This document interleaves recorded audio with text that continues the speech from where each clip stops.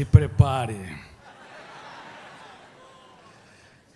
Muito obrigado, Silas, pelo convite. E eu quero dizer para vocês, de fato, como o Silas disse, vou falar sem nenhuma ostentação, que demora de 7 a 8 anos para aceitar um convite de uma nova conferência. Eu realmente rompi minha agenda, não para dar uma conferência, já que eu não tenho tido mais tempo, mas para dar um treinamento. Um treinamento de gestão da emoção, o treinamento sobre as ferramentas de educação socioemocional. E eu gostaria de saber de vocês se estão dispostos a fazer esse treinamento. Vocês podem se comportarem como meus espectadores passivos ou como meus alunos, o que querem? Não sabe aonde se meteram. Hoje nós estamos estimulando que todo professor deve ser um provocador. Deve estimular os seus alunos a fazer a mais importante viagem que um ser humano deve empreender nesta belíssima e cultíssima trajetória existencial. Uma viagem para dentro de si mesmo. Eu vou provocá-los durante toda a minha intervenção, durante todo o meu treinamento.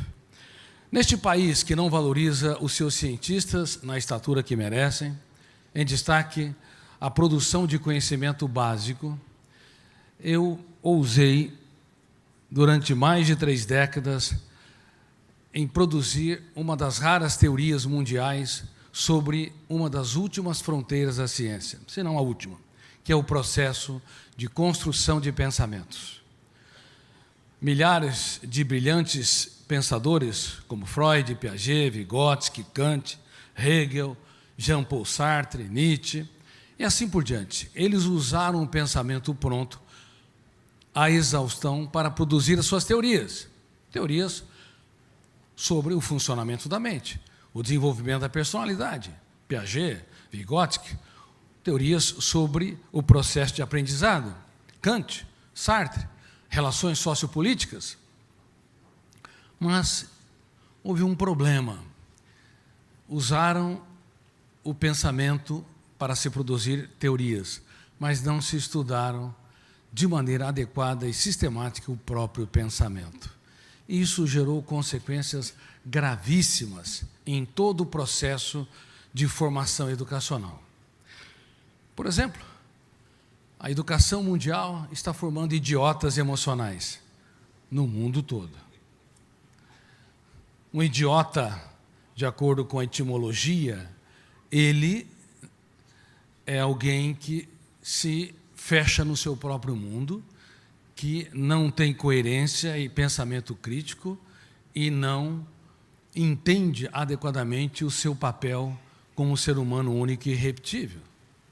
Infelizmente, mesmo as melhores universidades de todo o mundo, como eu digo no livro que eu vou lançar em março do ano que vem, o maior líder da história, enfim, as universidades estão formando pessoas toscas, que têm milhões de dados no cérebro, que conhecem o mundo em que estamos, mas não conhecem o mundo que somos, que sabem dirigir carros, mas não sabem dirigir minimamente o veículo da sua própria mente, que dirigem empresas, mas não sabem administrar a única empresa que não pode falir, porque se ela falir, todo o resto desmorona, a mente humana.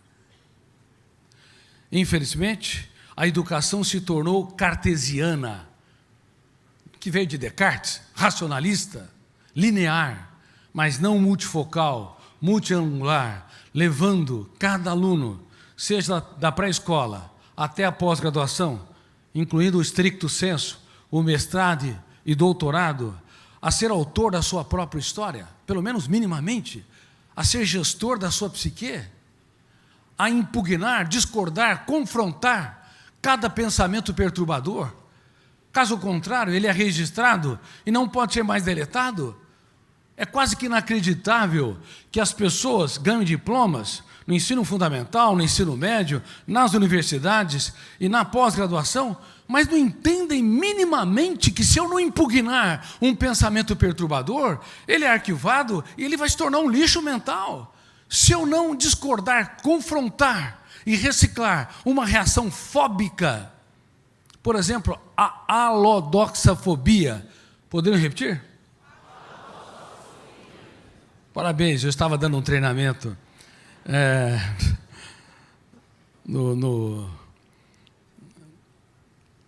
órgãos, nas instâncias superiores em Brasília, e um ministro de uma das instâncias superiores me disse: eu tenho essa fobia.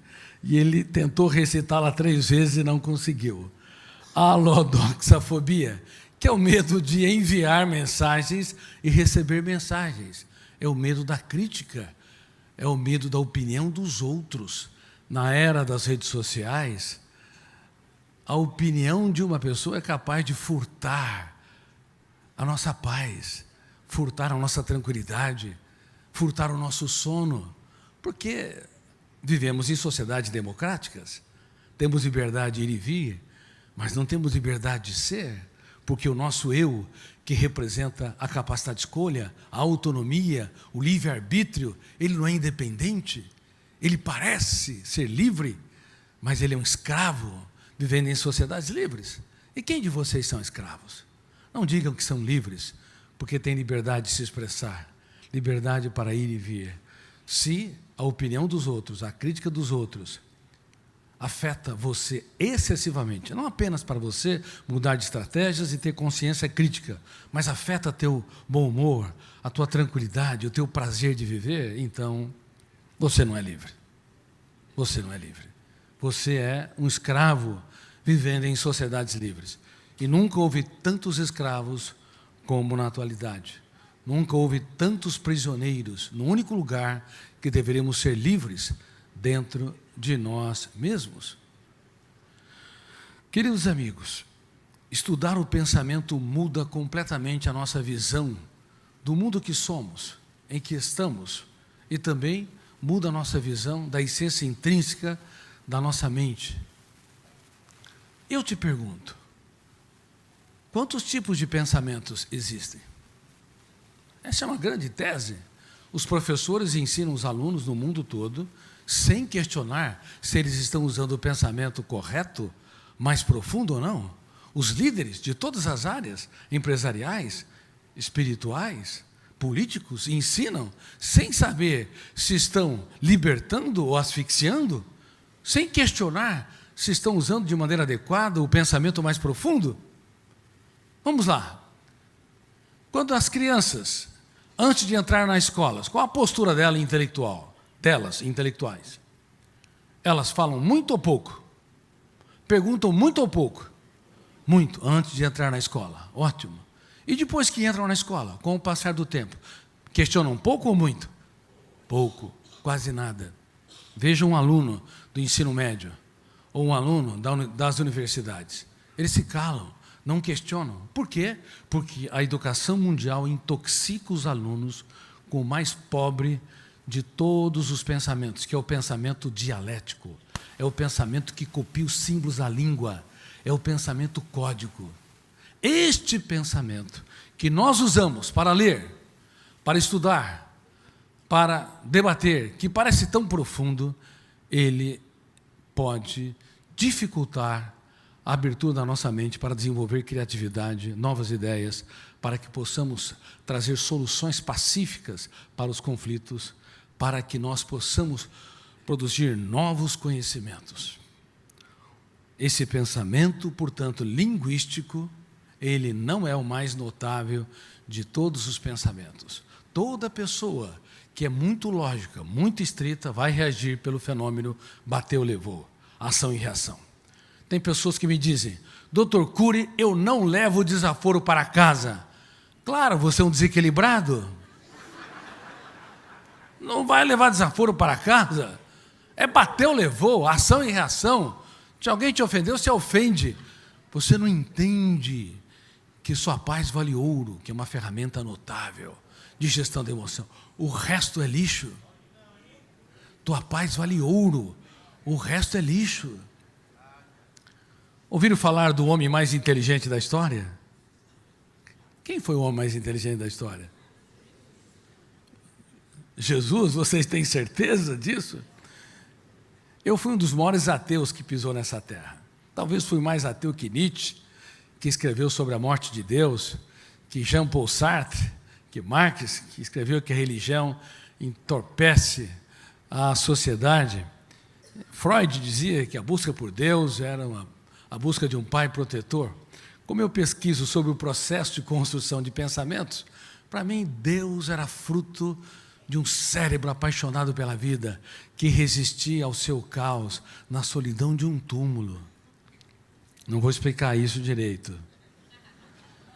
Mas, quando eu fui estudar os grandes pensadores, porque a minha teoria não apenas estuda o processo de construção de pensamentos, mas o processo de formação de pensadores, como pessoas como Einstein, que não era um aluno brilhante, mas libertou o seu imaginário lá naquela firma de patentes em Berna, como Einstein, que não era eloquente, mas conseguiu produzir uma teoria extremamente eloquente, a teoria da relatividade. Porque esse jovem com 26, 27 anos produziu os pressupostos básicos de uma teoria que revolucionou o mundo. Quais foram os fatores que levaram? Claro, ele usou a arte da dúvida. Ele entendeu que quem vence sem riscos triunfa sem glórias. Ele ousou não ter medo do que os outros pensam e falam de si.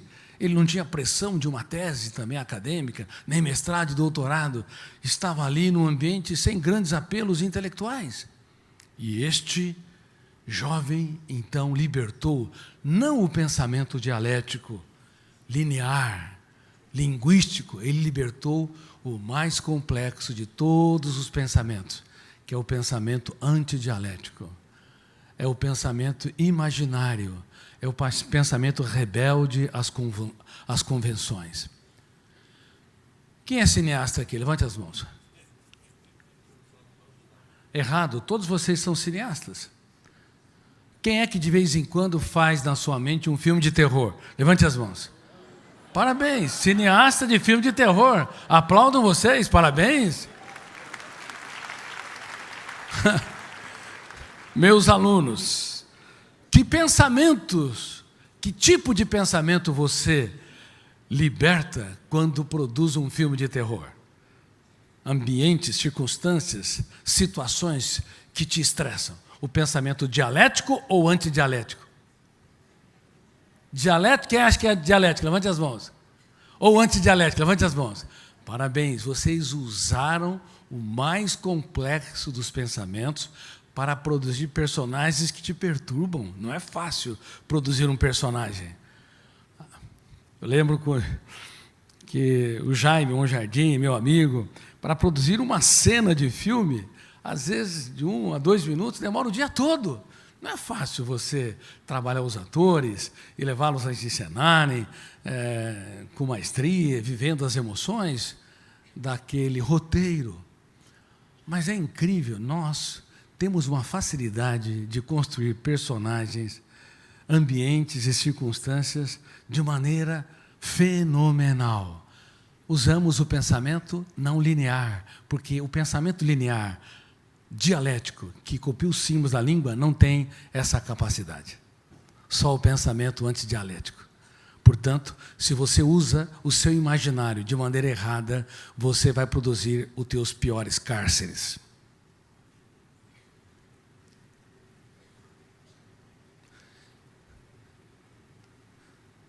Me diga uma coisa, quem gosta aqui de ter um cobrador pressionando a pagar uma dívida? Alguém gosta? Tem pessoas que quando devem, quando toca o celular, tem até um choque de ansiedade. Ninguém gosta. Agora, me responda uma coisa, quem cobra demais de si? Levante as mãos. Quem cobra demais de si? Levante as mãos. Não tem santo nessa. Mais gente levanta. Levante as mãos. Quanta gente cobra demais de si? Vocês acham que é confortável o teu eu libertar o pensamento antidialético, o pensamento imaginário, para cobrar uma dívida que vocês não devem? Isso é uma forma atroz de construir um cárcere mental. Pessoas notáveis, excelentes, são ótimas para a sociedade, mas são algozes de si mesmas. toda pessoa que cobra demais de si usa o pensamento antidialético de forma errada. Porque você, para cobrar demais de si, você tem de pensar, bom, eu debati uma ideia, mas não consegui expressar adequadamente meu pensamento. Ou eu tive uma reunião em equipe e eu me calei porque eu tive medo da crítica dos outros. Ou então, você faz uma prova e não conseguiu encontrar os dados adequadamente para dar respostas inteligentes. Nós temos 1000 maneiras para sermos carrascos da nossa saúde emocional, algozes do nosso próprio cérebro. E isso tudo aumenta o índice GI. GEI. Podendo repetir? Gasto de energia emocional inútil. Você teria coragem de deixar o seu carro ligado 24 horas por dia, emitindo CO2 para a natureza? Sim ou não? Mas por que a tua mente não descansa? Por que a tua mente produz tantos pensamentos que te esgotam? Por que o teu eu não gerencia esses pensamentos? Então você tem de saber, há 2 grandes tipos de pensamentos conscientes.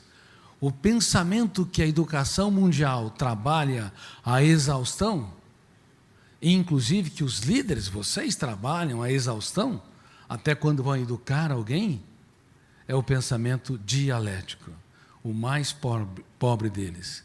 Quem é muito racional não no sentido de ter cultura, no sentido de pensar antes de reagir, de ter empatia, se colocar no lugar do outro. Racional no sentido de ser linear, de ser um apontador de falhas, de ser alguém intolerante às frustrações. Quem é muito lógico e linear, tenha certeza, não tem uma boa gestão na sua emoção. Você tem de saber, se você não usa o pensamento antidialético de maneira correta, ele vai ser usado porque ele é imparável, ele é incontrolável. Você pode modulá-lo, mas jamais interromper. Até a interrupção de um pensamento já é um pensamento. Consciência da própria interrupção. Quantos personagens você constrói por dia? Muitos. Você usa o seu imaginário para construí-los. Quantos eventos que te asfixiam, te angustiam por dia? Muitos. Por exemplo, quem tem dificuldade de conviver com pessoas lentas? Levante as mãos. Vocês não têm vergonha? Não é que as pessoas sejam lentas, é que vocês são acelerados demais. E toda pessoa acelerada ama estressar os outros.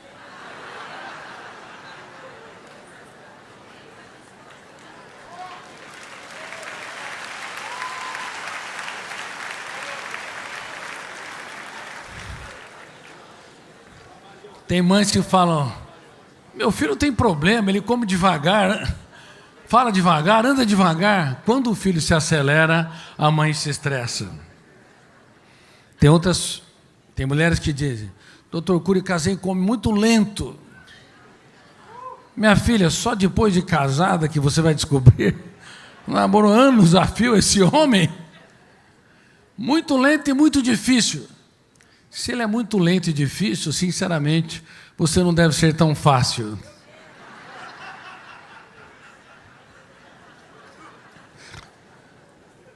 E ele vai ficar mais difícil se você usar o pensamento linear, dialético, para tentar mudar o cérebro desse homem. Por isso que, gravem isso, quem é um apontador de falhas, quem é um especialista em corrigir erros, está apto para conviver com máquinas e consertar máquinas, mas não para formar seres humanos. Por favor, uma pessoa é tanto mais madura, quanto mais ela abraça mais e julga menos, quanto mais dá desconto para os outros, quanto mais ela aposta tudo que tem naqueles que pouco têm. Certa vez, uma mulher foi pega em flagrante adultério. E os carrascos daquela mulher estavam presos por 4 fenômenos inconscientes. Primeiro fenômeno, gatilho da memória, ou fenômeno da autochecagem. Poderia repetir? Gatilho da memória.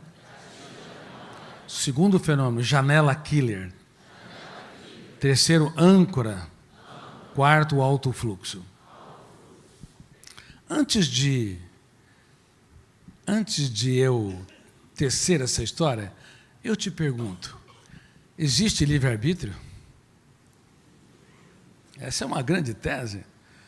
Não faz muito tempo, dei treinamento, palestra para mais de 1000 magistrados, juízes, e eu indaguei, existe livre-arbítrio? Quem acha que existe livre-arbítrio? Levante as mãos. Quem não acha? Bom, a sua situação ficou complicada. Quem não acha que há livre-arbítrio? Levante as mãos. Tua situação piorou. Quem não acha nada? Tua situação não é boa. Até está meio dividido. Bom, grave isso daí. Grave, por favor. No primeiro ato do teatro mental, nas primeiras frações de segundo, não há livre-arbítrio. Detona o gatilho, abre janela killer ou traumática, o volume de tensão faz com que a âncora se instale, e o quarto fenômeno, lê e relê a memória. Por que vocês acham que muitas vezes somos indelicados quando contrariados? Por que perdemos a paciência com facilidade quando alguém nos fere, nos machuca? Por quê? Por que pais elevam o tom de voz com muita facilidade? E maridos prometeram que na saúde e na doença, na alegria e na fortuna, na miséria e na fortuna, na alegria e na tristeza, eles se amariam. Mas quando estão num processo de discussão, eles esquecem com muita facilidade. Há livre-arbítrio? Então vocês têm de saber sobre os ângulos do processo de construção de pensamento. Antes de materializar o comportamento, a primeira reação de ciúmes, a primeira reação de ansiedade, a primeira reação de angústia ou humor depressivo, não há livre-arbítrio. Fração de segundos depois, ou segundos depois, o eu, que representa o livre-arbítrio, a capacidade de escolha, a consciência crítica, não deve permitir que se materialize no comportamento a reação de ciúmes, a reação de ansiedade, de raiva, o sentimento de frustração, de vingança e assim por diante. Por que vocês acham que o homem mais inteligente da história, quando estava tremulando sobre o madeiro, teve a ousadia de ir num ambiente onde era impossível pensar? Pai, perdoa-os, porque eles não sabem o que fazem.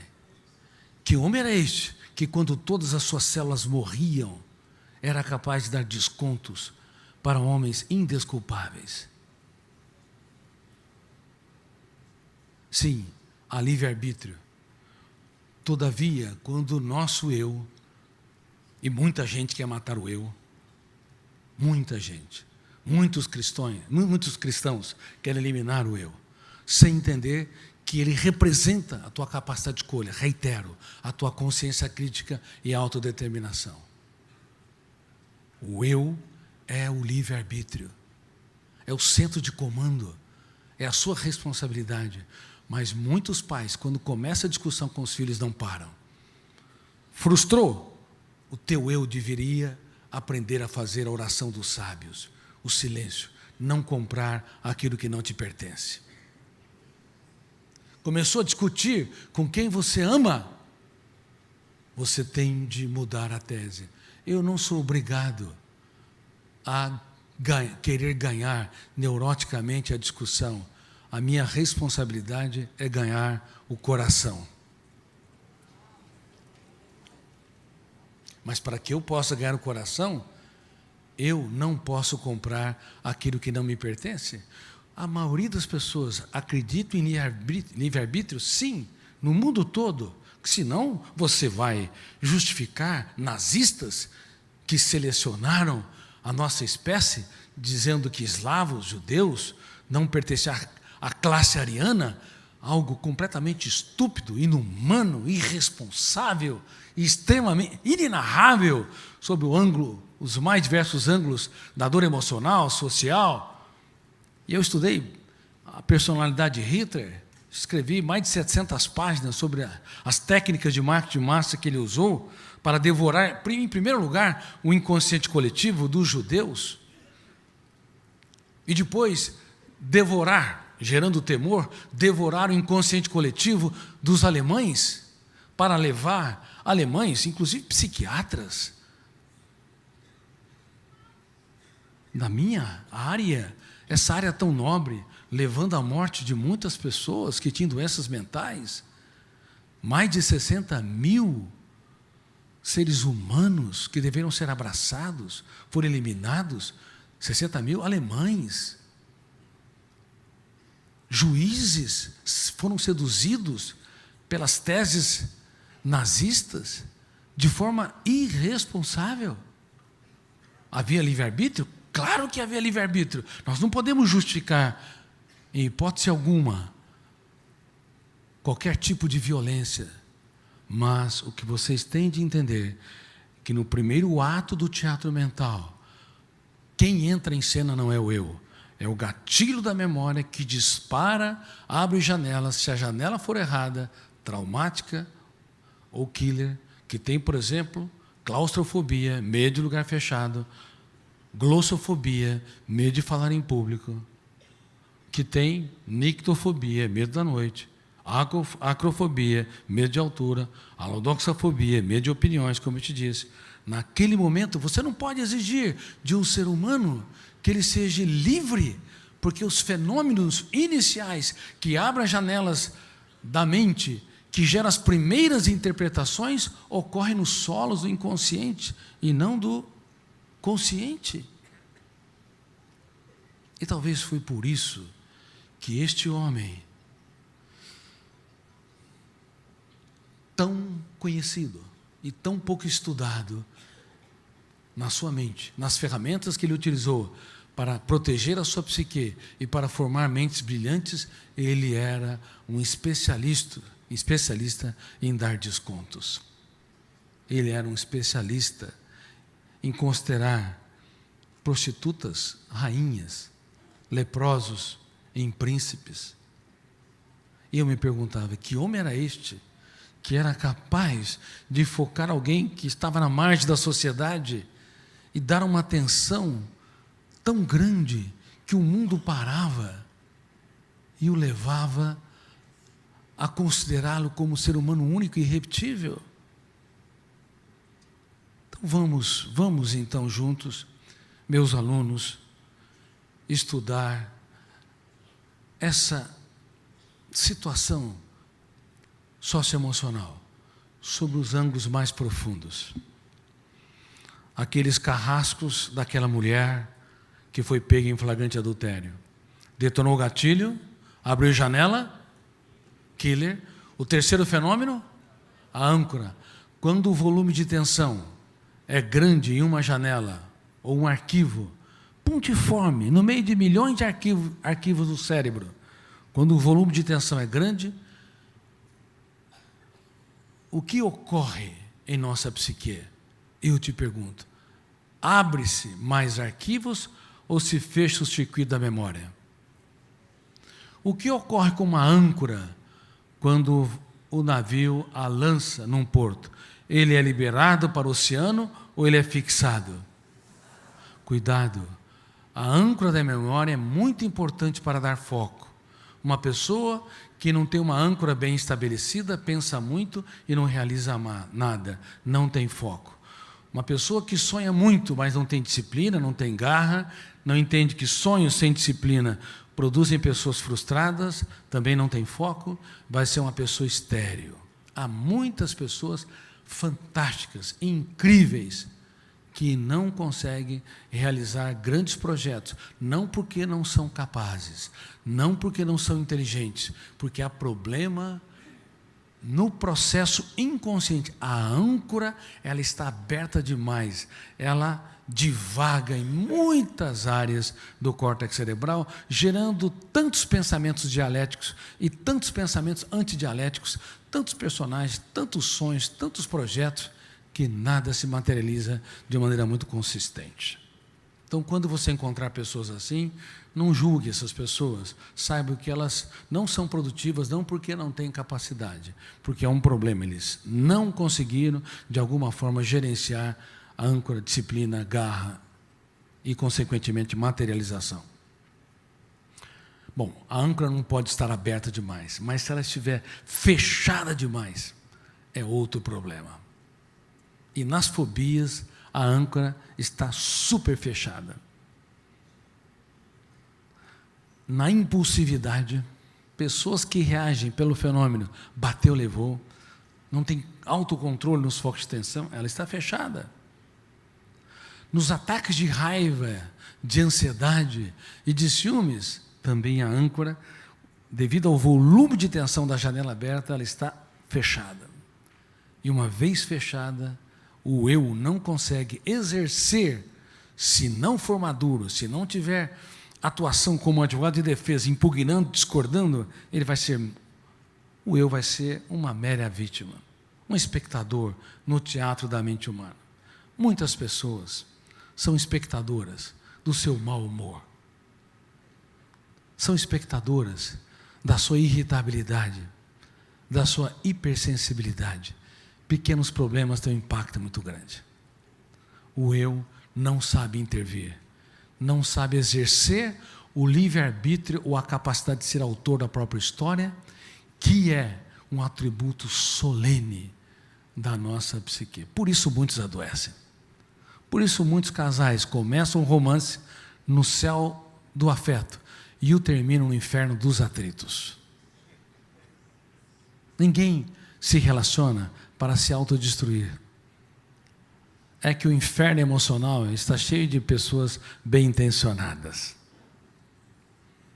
Todo pai, no início da relação com seus filhos, tira o terno e a gravata e quer roubar um sorriso da sua criança, quando eles nem entendem a piada. Mas quando os filhos crescem, aborrecem um pouco e precisa do palhaço, o palhaço desaparece, bota a terno e gravata e surge o crítico. E muitos pais perdem os seus filhos com a melhor das boas intenções, conhecendo filosofia, conhecendo a Bíblia, conhecendo manuais de educação. Não são seres humanos que são autores da sua própria história. E você? Quem você está perdendo? Não diga que você não está perdendo alguém. Eu não conheço uma pessoa que não tem deixado pessoas caras pelo caminho. E quanto mais sucesso uma pessoa tem, ele não entende que o sucesso é muito mais difícil que ser trabalhado que o fracasso. O risco do sucesso é ter tantas atividades que nós esquecemos de ser um ser humano. E nós esquecemos de resgatar as pessoas caras que são tão importantes, que precisam do palhaço, da pessoa bem-humorada. Muitos pais dialogam com seus filhos quando eles nem sabem falar.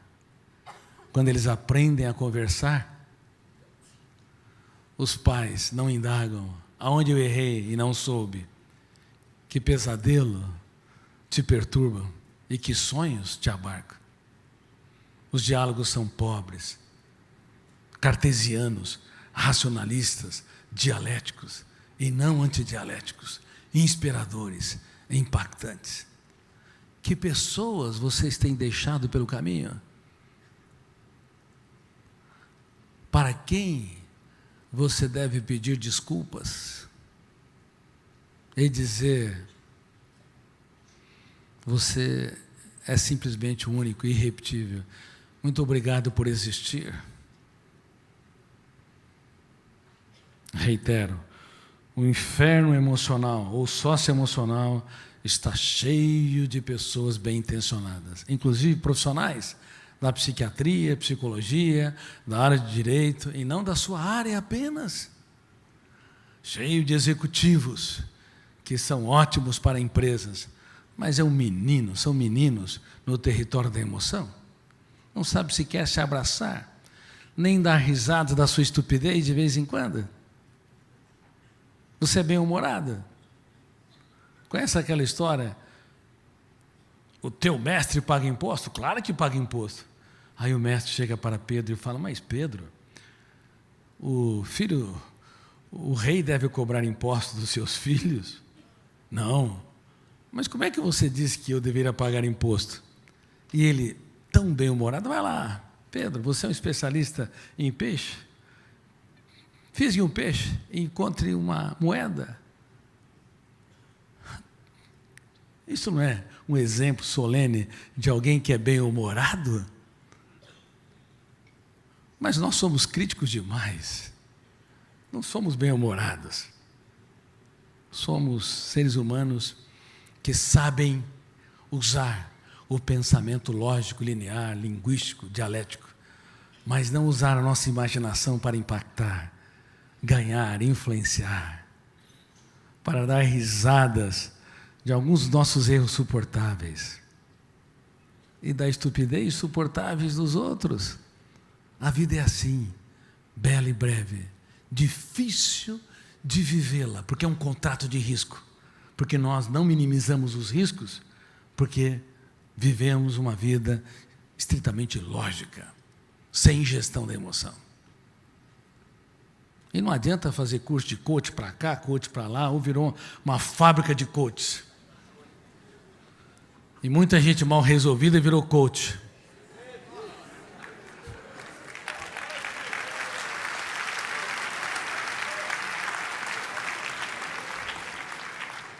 Claro, fazer cursos é ótimo para você se aprimorar, para você libertar seu imaginário, só que no mundo todo está se confundindo coach com psicoterapia. O Silas é psicólogo, ele sabe disso. A psicoterapia dos psicólogos ou dos psiquiatras e as intervenções psiquiátricas tratam de doença. O coach desenvolve habilidades. Há uma diferença enorme. A psicoterapia leva o eu a ser autor da própria história. O coach leva o seu treinando a reciclar limitações para usar mais e entender, por exemplo, que quem vem sem riscos triunfa sem glórias. Há muita diferença, mas há uma confusão enorme neste país, muito séria. Gente que sem nenhum preparo está tratando de depressão, de TAG, transtorno de ansiedade generalizada, de síndrome do pânico. Não são profissionais de saúde mental. Meus queridos amigos, por favor, vocês estão entendendo os bastidores da mente humana e eu estou provocando-os para fazer uma revisão da sua história à medida que eu os ensino com muita humildade, também como eterno aprendiz. Vamos voltar àquela história. Aquela mulher foi pega em flagrante adultério. Os carrascos dela tinham um padrão ético, só que era um padrão inumano. Eles eram antidialéticos ou dialéticos demais? Dialético demais, lógico demais. Libertaram o homem e prenderam aquela mulher. Há uma dívida impagável da humanidade, da sociedade, em destaque dos homens com as mulheres. Mulheres, sem vocês, nossos céus não teriam estrelas, nossas manhãs não teriam orvalhos. Vocês são muito melhores que os homens, muito melhores que os homens. Mas, inventaram o cartão de crédito. Brincadeira à parte, cuidado, nunca tente neutralizar sua ansiedade, sua baixa autoestima, comprando, porque vocês têm sido alvo atroz do padrão tirânico de consumo na atualidade. Aquela mulher foi arrastada e ela, toda esfolada, clamava pelo direito à vida. Mas aqueles homens não ouviam, porque eles não exerciam o seu livre-arbítrio, a sua autonomia e autodeterminação. Toda vez que parecemos tão éticos, toda vez que gravitamos na órbita da nossa cultura, toda vez que a nossa autoridade sobressai sobre a nossa humanidade, nós não ouvimos a dor cálida das pessoas que estão sangrando de diversas maneiras ao nosso redor. E ela foi levada para o centro da aula daquele homem. Ele não falou que tipo de aula ia dar, mas ele era tão antidialético, tão inspirador, que ele ensinava por parábolas. Ensinar por parábolas, usando metáforas, é a maneira mais incrível de ensinar. É a maneira mais incrível de você levar um ser humano para viajar para dentro de si mesmo e encontrar os fantasmas mentais que te assombram. A inteligência dele era fascinante. Não falou qual aula e nem falou aonde daria sua aula. Mas naquela terra de fome e de escassez, e quando há fome e escassez, as pessoas não são animadas a pensar, a não ser que o professor seja extremamente rico e surpreendente. Will Durant, que foi historiador da filosofia norte-americana e que estudou os grandes pensadores do mundo, ele disse que a Inglaterra demorou 800 anos da sua fundação até o seu Shakespeare. A França também, da sua fundação até o seu Montaigne, grande filósofo, demorou 800 anos. E nós, na América do Norte, não tivemos tempo de produzir grandes pensadores, uma filosofia mais madura, porque tivemos que lavrar as terras, explorar as minas, a sobrevivência foi cruel. De fato, ele tem razão. Quando a vida está em jogo, quando a sobrevivência está em xeque, as pessoas não são animadas a pensar. Olha, quando você está estressado, quando você está com um problema no seu trabalho, ou um problema financeiro, quando você tem conflitos para serem resolvidos, de alguma maneira a vida está em xeque, a sobrevivência em xeque, detona o gatilho, abre janela killer, a âncora, fecha o circuito da memória. As pessoas não são animadas a pensar. Mas, para espanto da psicopedagogia e da psicologia, aquelas pessoas afluíram milhares pela dialética, pela capacidade de impactar e de inspirar daquele homem. E eu me perguntava, que homem é esse que na terra da miserabilidade leva os seres humanos a enxergar que a vida é um espetáculo único e imperdível? Quando colocaram aquela mulher na sua frente, os homens queriam usá-la como uma isca para varrê-lo do teatro da existência. Os dois eram para morrer sumariamente. Olharam para ele e lhe perguntaram. Ela foi pega em flagrante adultério. Qual o seu veredito? Que resposta ele deu? Qual a resposta? No mundo todo se sabe a segunda resposta. Por favor, a primeira resposta é não submeter à ditadura da resposta. A primeira resposta é fazer o mais notável de todos os silêncios, o silêncio proativo, onde você cala por fora, mas grita por dentro. Não é o silêncio intimidante, não é o silêncio subserviente, é o silêncio onde você se cala e se bombardeia de perguntas para fazer com que a âncora do navio do eu, liberte o seu eu para o oceano do seu cérebro. Você deve questionar: por que me ofenderam? Por que me questionaram? Por que me criticaram? Quanto que vale a minha paz? Sou eu livre ou escravo do que os outros pensam e falam de si? Quero eu ganhar a discussão ou o coração? Quando você começa a se questionar, a âncora não resiste aos ataques notáveis do eu, à autoridade da sua livre escolha.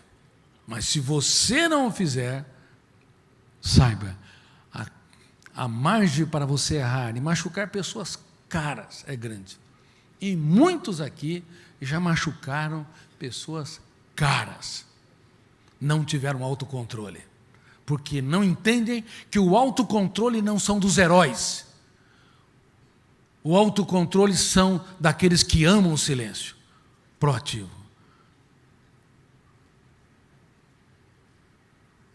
Nem eu, que estudei essa área profundamente, toda vez que eu quero, exijo resposta, reação, mesmo que eu esteja 100% correto, eu erro, eu falho, e eu tenho de pedir desculpas. Muitas vezes eu pedi desculpas para minha esposa e para as minhas filhas, muitas vezes, porque naquele momento elas nem perceberam às vezes que eu alterei a voz, mas eu percebi que eu alterei lá dentro. Eu perdi o autocontrole. Reitero, o autocontrole pertence não aos mais cultos, porque há muitas pessoas cultas que são idiotas emocionais. Não pertence àqueles que meditam, àqueles que tentam relaxar, porque num foco de tensão, até pessoas calmas podem cometer atrocidades. Pertencem àqueles que se interiorizam, fazendo o silêncio proativo regado a perguntas. Por isso ele escrevia na areia, não era um silêncio subserviente, era um silêncio ativo, dinâmico. E ele devia estar perguntando: que homens são esses que querem apedrejar essa mulher, sem conhecer as lágrimas que ela chorou e as lágrimas que ela nunca teve coragem de chorar? Vocês já perguntaram para quem ama sobre as lágrimas que eles choraram sem que vocês tivessem percebido? Que se encenaram no teatro do rosto, mas eles, naquele ato, não tiveram a ousadia de chorar na sua frente? E já perguntaram que lágrimas que eles nunca tiveram coragem de chorar?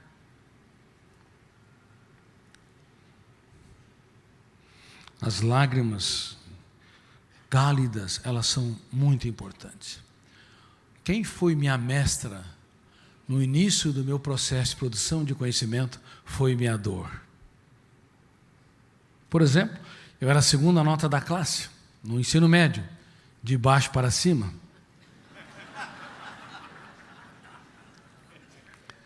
E quando os colegas estavam reunidos para falar sobre o futuro, eu me arrisquei a dizer, animado: eu quero ser um médico e um cientista.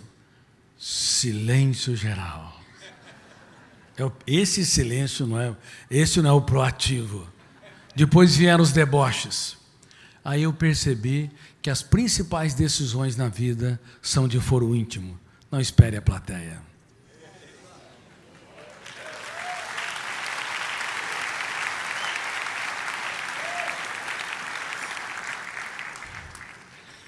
Estudei 12 horas por dia, pelo menos, para entrar na faculdade de medicina. E no segundo para o terceiro ano, passei pelo caos de um estado de tristeza, um estado depressivo. Aí foi que eu percebi que as lágrimas que nunca se encenaram no teatro do rosto são mais doloridas do que aquelas que são visíveis.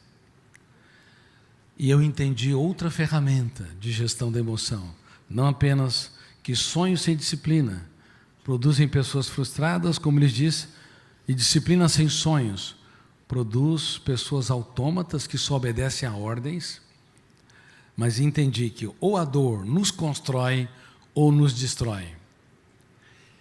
E não é defensável, como o senso comum acredita em todos os povos, que com o passar do tempo as pessoas amadurecem. A idade chega, as pessoas amadurecem. Não é defensável. Com o passar do tempo, há um biógrafo no cérebro que vai registrando uma série de experiências sem autorização do eu. Esse biógrafo ele é inconsciente, rapidíssimo, que eu chamo de fenômeno RAM, registro automático da memória. Poder repetir? Quem já escreveu sua autobiografia aqui, levante as mãos. Errado, todos vocês já escreveram.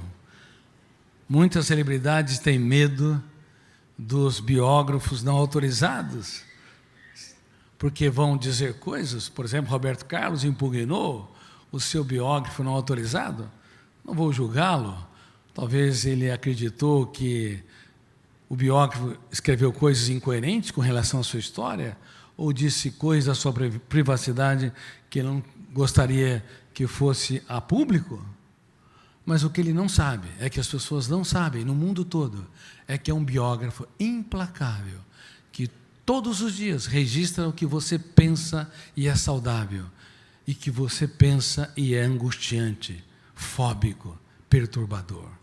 Todos os dias, as suas emoções prazerosas são arquivadas, e as suas emoções depressivas, angustiantes, pessimistas, mal-humoradas, intolerantes, são registradas.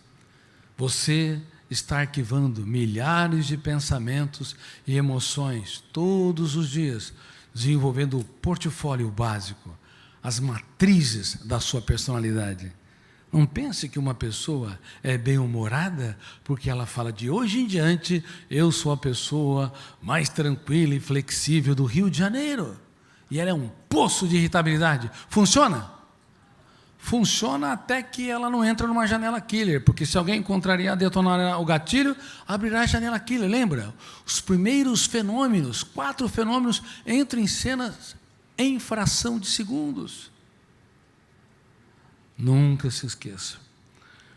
Uma característica de personalidade não é resultante das intenções boas do eu, do heroísmo do eu. Se uma pessoa é pessimista, ela o é porque tem centenas e milhares de janelas ou arquivos que definem espontaneamente o seu pessimismo.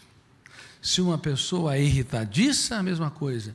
Se uma pessoa é hipersensível, ela tem dificuldade de lidar com mínimas tensões, uma crítica, um olhar atravessado, uma decepção impacta de forma intensa, não o faz, porque ela é, naquele momento, ela espontaneamente expressa aquela característica, porque há milhares de janelas que definem aquela característica de personalidade. Por isso que existe uma tese errada, que a personalidade não muda. É errada essa tese, é imatura essa tese. É possível mudar a personalidade? É, tanto que o mal de Alzheimer, quando devasta áreas do córtex cerebral, mudou o padrão de comportamento. Pessoas calmas podem se tornar tensas, agressivas, a capacidade de coerência, de organização de ideias ficam comprometidas, porque o mal de Alzheimer pode devastar milhares, centenas de milhares de janelas com milhões de dados. Mas por que é difícil mudar a personalidade? Porque não depende da intencionalidade.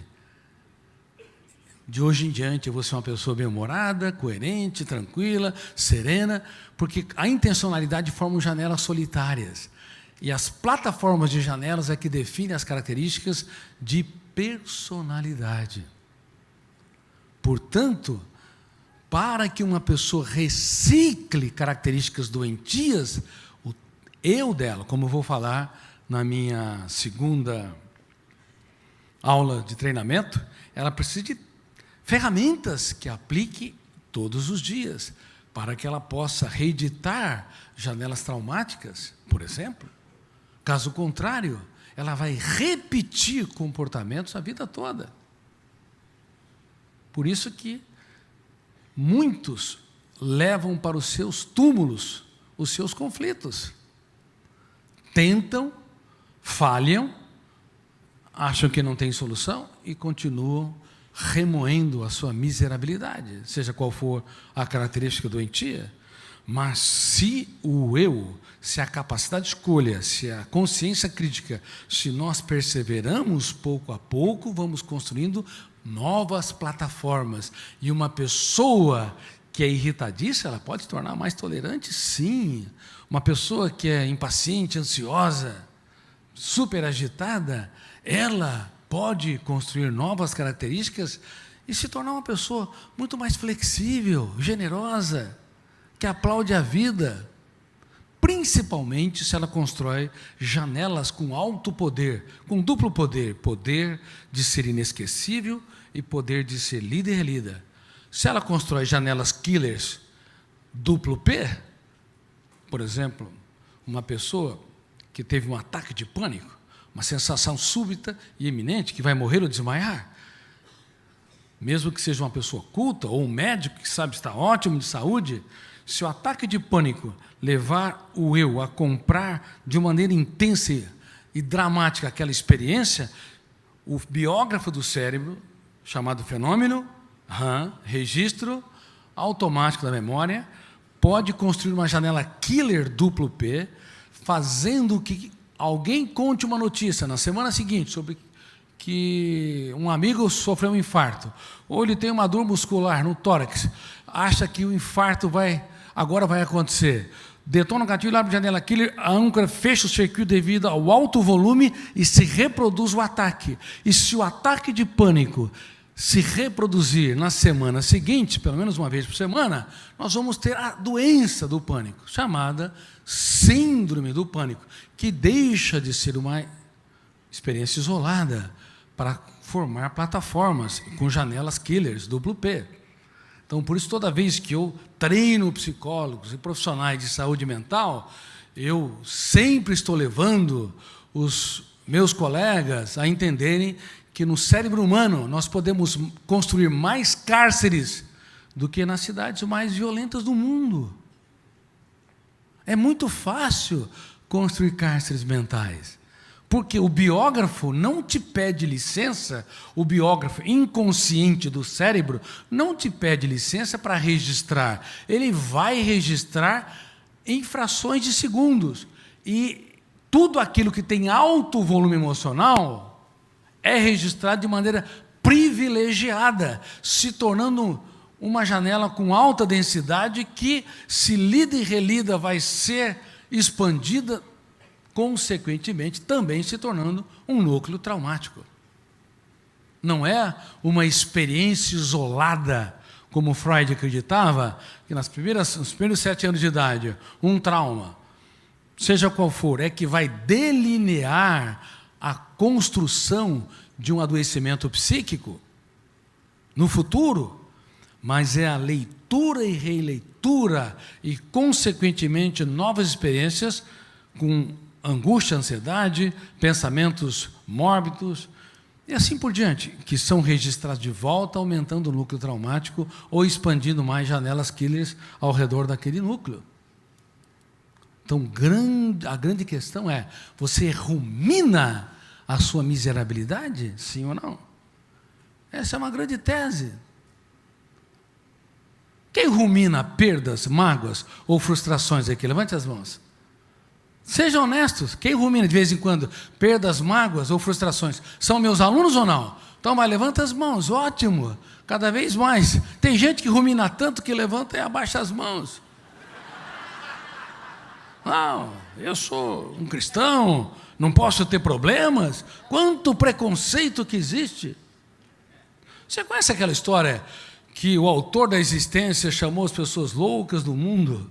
Conhece? Mas não para continuar sendo loucas, não para continuar com os seus problemas, para reescrever a sua história. Mas o primeiro passo é você se considerar um ser humano e não um Deus. Um ser humano em construção. Um ser humano em construção. E todas as pessoas que mentem para si, não entendem que a mente mente. Não tem nada que mente mais para você do que a sua própria mente. A mente mente. E mentir para si é escalonar as mentiras que a mente contam. É levar para o nosso túmulo os nossos conflitos. Não há super-homens. Como Nietzsche acreditava, a busca do ser humano, do super-homem, o ser humano, né, imbatível. Todos nós somos caminhantes que andam no traçado do tempo em busca do mais importante endereço dentro de nós mesmos. Quando perguntaram para Jesus qual era o veredito, ele escrevia na areia. O silêncio dele bombardeou o cérebro daqueles carrascos. A consequência foi que eles relaxaram a âncora da memória. Façam o silêncio da próxima vez, quando o mundo desaba sobre vocês. Vocês vão ver. O silêncio é poderoso. Bombardeou o cérebro, impactou o cérebro. Aí no segundo momento perguntaram para ele. E ele levantou-se e fitou os olhos daqueles homens. E agora, fora do foco de tensão, não comprando a agressividade e a violência que não lhe pertencia, e querendo proteger aquela mulher como um ser humano único e irrepetível, ele olhou e lhes disse, ele, numa frase, sintetizou o topo da psicologia, sociologia e ciências jurídicas. Eu não tenho tempo para discorrer sobre isso. Mas ele falou, quem não tem erros e falhas, atire a primeira pedra. Ele elogiou a capacidade de julgar daqueles carrascos. Só que ele mudou a base do julgamento, porque não havia outra possibilidade. Veja nos estádios, pais, empresários, pessoas maravilhosas, quando estão no foco de tensão e começam uma briga, um atrito, eles não param mais. Parecem animais irreconhecíveis. Quando se está num foco de tensão coletivo, quando se está numa discussão, se você discute com a tua parede, não tem problema. Se você discutir com um quadro de pintura, não tem problema. Mas se discutir com um ser humano, onde tem mais de uma pessoa em atrito, se tiver meia dúzia é pior ainda, 10, 100 é pior ainda. O ser humano começa a visitar janelas killers e eles não param.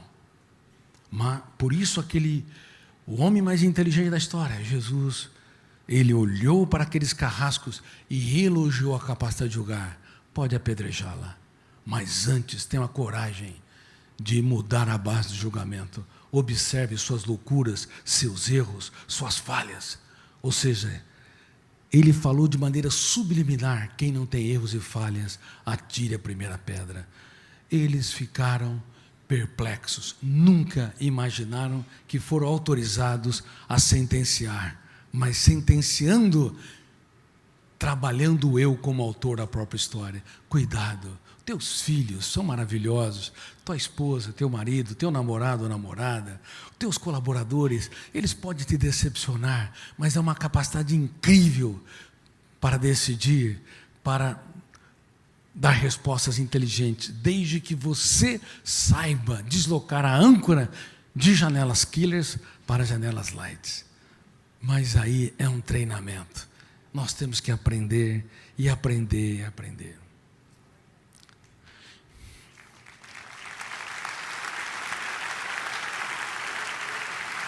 Quem de hoje em diante me promete que vai fazer o silêncio proativo e vai se colocar no lugar dos outros, nos focos de tensão? Levante as mãos. Eu não confio em vocês. Responderam muito rápido. Da próxima vez que vocês estiverem ali, num foco de tensão, vocês perceberão que é muito, muito difícil. Tem de treinar, educar, sempre. Bom, os homens carrascos daquela mulher saíram. ficou ele e aquela adúltera. Ele olhou nos olhos dela e falou uma palavra que para mim tem um significado incrível. Ele falou, mulher. Ele não perguntou com quantos homens ela dormiu. Ele protegeu a consciência dela. Ele protegeu a capacidade dela se culpar, se colocar um ser humano pequeno. Mulher. Mulher. Olha que termo lindo. Mulher. Mulher. E ele foi mais delicado, levou o método das perguntas em nível que Sócrates jamais imaginou usar. Mulher, aonde estão os seus acusadores? Era desnecessário lhe perguntar, porque eles se foram. Mas ele é um perguntador. Ele não é um produtor de respostas prontas. Ele é alguém que estimula as pessoas a decidirem, a escolherem. Mulher, aonde estão seus acusadores? E ela timidamente falou, eles se foram.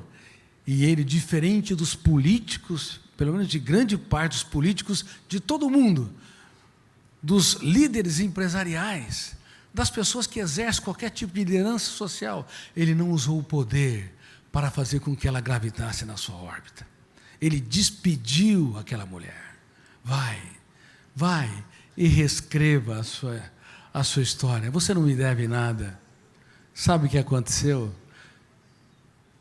Ela nunca mais foi, porque ela descobriu a verdadeira base da liberdade. É o amor. Não tenha medo de despedir as pessoas que estão ao seu redor. Não tenha medo que eles partam, não tenha medo. Se você plantou janelas light, se você gerou janelas saudáveis duplo P, se você foi impactante, as pessoas hoje podem te ferirem, machucarem, traírem. Um dia elas retornarão.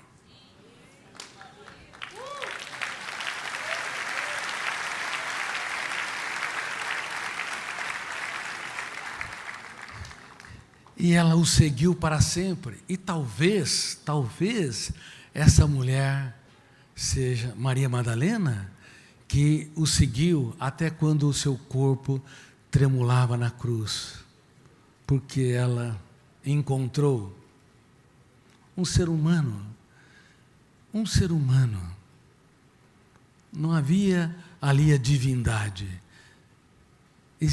Havia mais do que a divindade. Havia a humanidade, um ser humano que abraçou ela quando o mundo desabava sobre si, um ser humano que apostou nela quando ninguém mais apostava.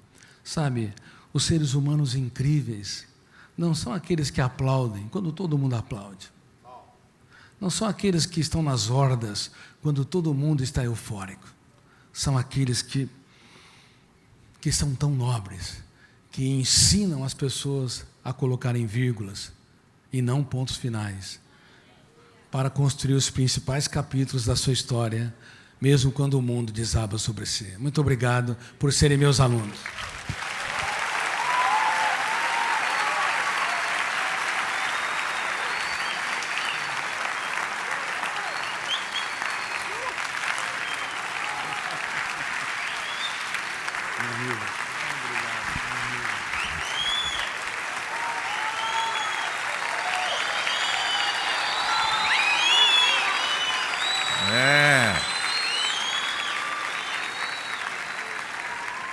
Muito bom.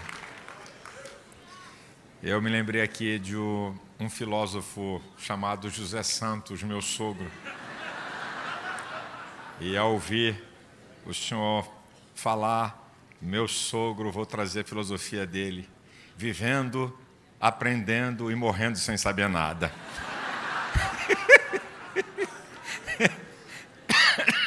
É isso aí. Gente, 40 minutos e nós voltamos, ok? Bebe uma água, vai no banheiro e volte.